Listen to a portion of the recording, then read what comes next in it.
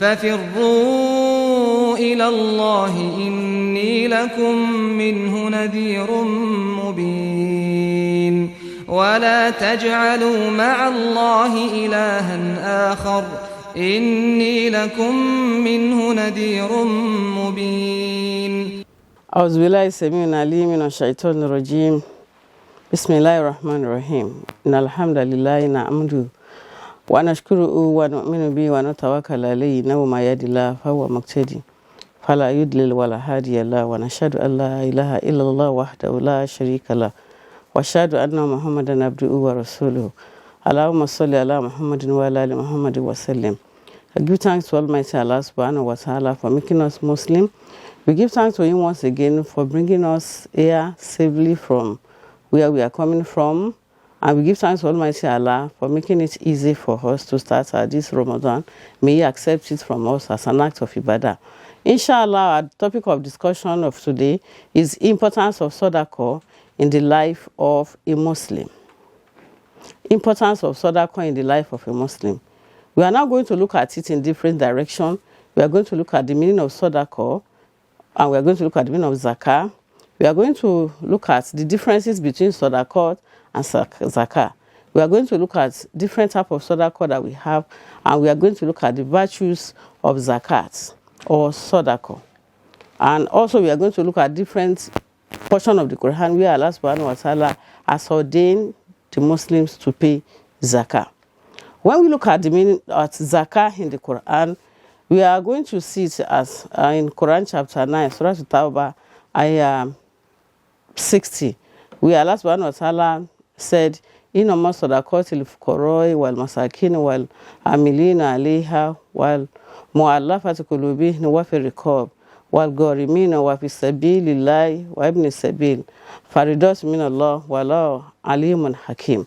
Allah subhanahu wa ta'ala said, Allah wants the rich to take from their property to give to the poor. Allah mentioned specifically 8 sets of people that are going to benefit from Zakah. He started from the poor. After the poor, he mentioned the needy.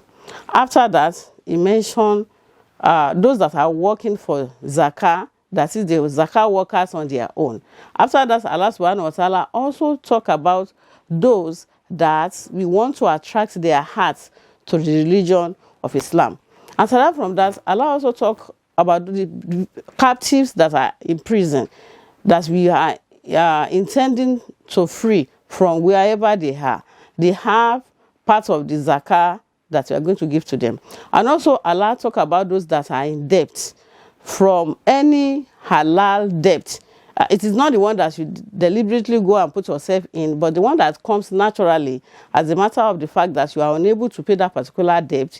Zakah can help you to pay such particular thing. Also, the Zakah is also going to be used fi sabilillah, the work of Allah, and also the Zakah is also going to be used to assist the wayfarer. Let me say those people that are stranded, maybe when they are traveling. Those are the set 8 of people that are going to benefit from Zakah. Also, we need to understand that the issue of Zakah is compulsory in Islam. We need to get that one clear, because Allah said it is ordained on all Muslims that have to take from their property to be part of their property, not all. And that is after they have settled all their own bills. After they have settled their feeding, their accommodation, their health, their family, whatsoever, and their debt, whatsoever they have. And if that particular amount they have also reach some certain amount, that is exactly when they are going to pay Zakah. This Islam of ours is a very beautiful religion. It is the religion that assists both the poor and the rich. Islam is not a religion that is going to inconvenience the rich because we want to assist the poor. Allah said it is after you have done what? You have paid all your own bills, whatsoever that is left is what you are now going to take some certain percentage from it to give to those that are in needy or those that are poor, so that you yourself you have rest of mind with the little that you have. We are also going to let us understand that For somebody to say that zakah, I'm not going to pay zakah, that particular person has violated the rule of Islam. Because zakah itself is third pillar of Islam. Zakah is like iman. It's like salat. So if somebody now said, I'm not going to pray, definitely the person is no more part of Islam. If somebody now decided that either I have or I do not have, I cannot be giving my own property to somebody that is not having, that particular person has already moved away from the fold of Islam. We need also to understand that one. We are now going to look at it one by one. How can zakah be given to those set of people that Allah subhanahu wa ta'ala has mentioned in that particular verse I just recited earlier, which is Quran chapter 9, verse 16. Let us look at the poor. If you want to give zakat to somebody, we need to understand that I said it is after you have settled your own bill, then the extra that you have is going to be the one that you are going to use for zakat. However, the zakat we are talking about is not daily activity. Allah subhanahu wa ta'ala has let us realize that zakat should be paid once in a year. And if that should be the case, it means before you are going to evaluate, somebody is going to evaluate you. And those are the zakat workers. They will come to your place to evaluate you. They will ask a series of questions from you about your own finances. Then you tell them, I have this, but out of this amount of money I have, I still have some certain debts that I must pay. So the zakat worker must help you to do what? To take away your debt from the accumulation of funds you have in your account before you are able to do what? To pay the certain amount that is eligible to be given to the poor from your money. And aside from that, you want to know that in Islam, zakat is not collected by a single person. It is the duty of Islamic State to organize the collection of zakat during the lifetime of Prophet Muhammad sallallahu alaihi wasallam. Rasulullah sallallahu alaihi wasallam organized some set of people that are collecting zakat from the companion. When they collect the zakat, they will bring it back to Baitul Mal. And when they have collected from different places, now they will sit down and look at the community, the categories of 8 sets of people we've mentioned before, and then distribute the zakah among them. And that is why when we look at our own environment now, we realize that we may not have Islamic State. Or even if you want to do it as individual, as a normal human being, there is a kind of feeling that you have that, am I not going to take part of it? You may even take more than what you expect to take. And that is why it should be body that is going to do it. And that is why we have Zakat and Sadaqah Foundation that is organizing Zakah for us. If you want to pay your Zakah, the Zakat and Sadaqah Foundation can help you to do that. And what are they going to do by doing that? They are going to collect those money. And when we are talking of zakat, it is not on money alone. You have zakat on farm produce. We have zakat on fruits. We have zakat on livestock. We have zakat on land property. And we have zakat on money. So all those things are going to be taken into consideration before they take some certain amount that is needed from the remaining amount of money in your own account. However, there is something we call nisab. What do you understand as nisab?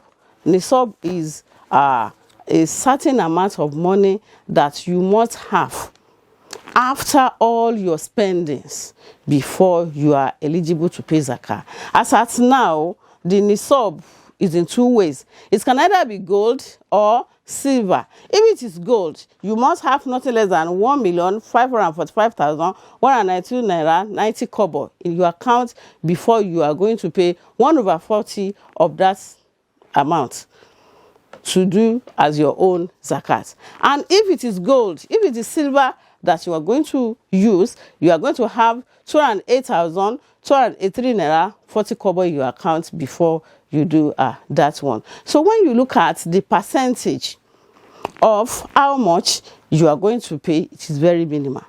And that is why, as a Muslim, you should not see it as if it is the exact amount I mentioned that you are going to be, and you are not going to be shivering that, this amount is too much, I cannot pay it. So it is some percentage of it that you are going to pay. And aside from that, we need to understand that zakat is meant for specific set of people. It's not general. As a Muslim, you can decide to give somebody 5 million. If the person is not among those that Allah subhanahu wa ta'ala has highlighted in that Quran, what you have done is Sadaqah. For example, now I have 100 million and you are my uncle. You now think, I need to assist you so I can dash you 20 million. You dash me 20 million with my 100 million. You have not paid zakah. You have only given me what? Sadaqah. Because myself, I am rich. I don't need that money. But Islam encourages us to give people out of what we have. That one, the reward with Allah is different from the reward of zakah. If you pay sadaqah, you are going to have your reward. If you decide not to pay it, Allah is not going to punish you. But if you pay zakat, you are going to have reward. If you have money and you do not pay zakah, you believe that I cannot go and work for somebody to come and be collecting my money, Allah is going to punish you for that. That is the difference between zakat and sadaqah. I said zakat is given to a specific set of people that Allah mentioned in Quran chapter 9, verse 60. Why sadaqah can be given to anybody. You can decide to give sadaqah to your parents, to your children, to your friends, to the chief in your area, to anybody. Sadaqah can be given to anybody, either the poor or the rich. Why zakat is meant for some specific sets of people. Then number 2 is that sadaqah can be given at any time. You can decide to be giving sadaqah every time, every day, in the morning, in the afternoon, at night. But sadaqah is to be given once in a year, after duly arrangements done by the zakah workers, and after they allow you or they help you to realize how you are going to do it. And naturally, as Muslims, it is even everybody that's supposed to have the knowledge of zakah. If you have the knowledge of zakah on your own, you can even do the calculation. And that is why the zakat workers can assist us to do that. So those are the difference between zakat and sadaqah. And lastly, let us look at the virtues of zakat. What are the benefits you are going to gain from zakah? One, you need to understand that zakah cleans the soul of the miserliness. Some people that are so stingy, but by the time you pay zakah, they use your money to give to some set of people. Allah subhanahu wa ta'ala will clean your heart. 2 is that zakah purifies and trains Muslims to give out selflessly. We have some set of people that cannot give out, but because they are Muslim and Allah has ordained it, as he has ordained Ramadan, they must do what? Give out that particular zakat. Also, zakat purifies wealth. I have never had anybody that is paying zakah willingly, sincerely, that Allah subhanahu wa ta'ala did not increase the wealth. Next, aside from that,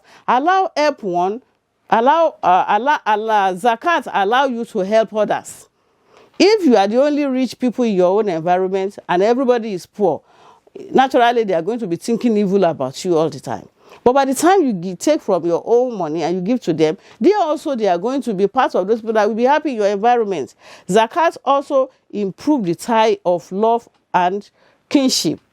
If you give your money to somebody, at the end of the day, they are going to love you. And zakat liberates recipients from material needs. I pray that Allah subhanahu wa ta'ala should accept the little we have said, and Allah subhanahu wa ta'ala should provide for us to be able to pay zakah. أقول قولي هذا واستغفر الله ولكم.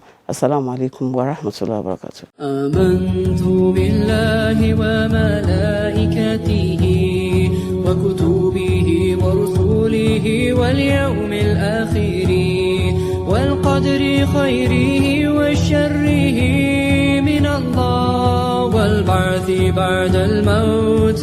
لا إله إلا الله. آمنت بالله وملائكته وكتبه ورسله واليوم